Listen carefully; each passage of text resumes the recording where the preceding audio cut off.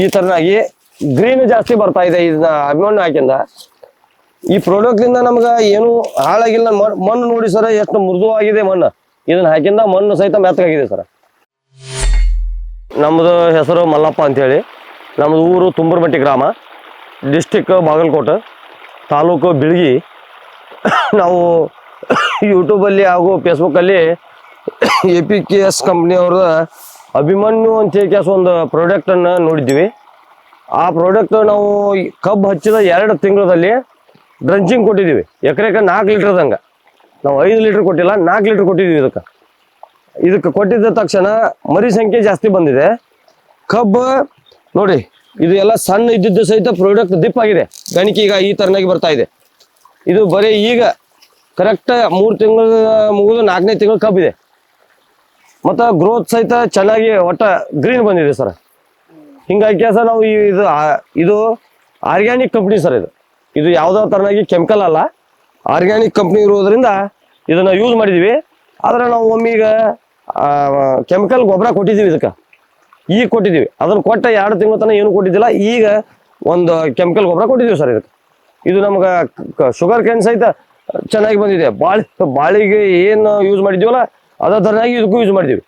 ಇದು ಚೆನ್ನಾಗಿ ಬಂದಿದೆ ಸರ್. ನಾವು ಇದನ್ನ ಅಭಿಮನ್ಯು ಸರ, ಇದನ್ನ ನಾವು 200 ಲೀಟ್ರ್ ಡ್ರಮ್ಮಿಗೆ 4 ಲೀಟ್ರ್ ಇದನ್ನ ಅಭಿಮನ್ಯು ಹಾಕೊಂಡಿದ್ದೀವಿ. ಹಾಕೊಂಡು ಪಂಪ್ ಮುಖಾಂತರ ಡ್ರಂಚಿಂಗ್ ಕೊಟ್ಕೊಂಡಿದ್ದೀವಿ ಸರ್. ಇದನ್ನು ನಾವು ಯಾವುದೋ ಥರನಾಗಿ ನೀರು ಮುಖಾಂತರ ಹಿಂಗೆ ಯಾವುದೂ ಬಿಟ್ಟಿಲ್ಲ, ಡ್ರಂಚಿಂಗ್ ಹಾಕಿದ್ದೀವಿ.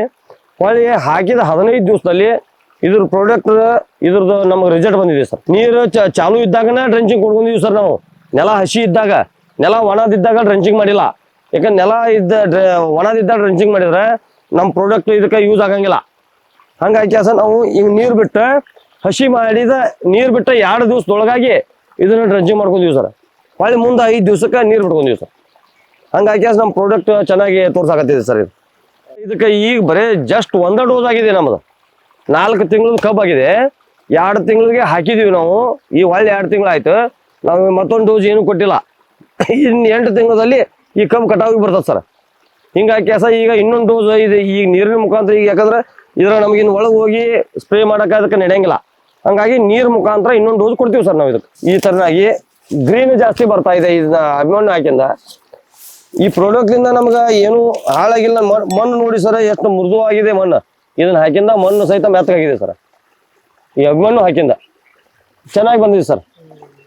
ಮತ್ತು ಗಣಿಕೆ ಸಹಿತ ಜಾಸ್ತಿ ಹಿಗ್ತಾ ಇದೆ ಸರ್. ಪಿಂಡ್ ಆಗ್ತಾ ಇದೆ ಗಣಿಕೆ.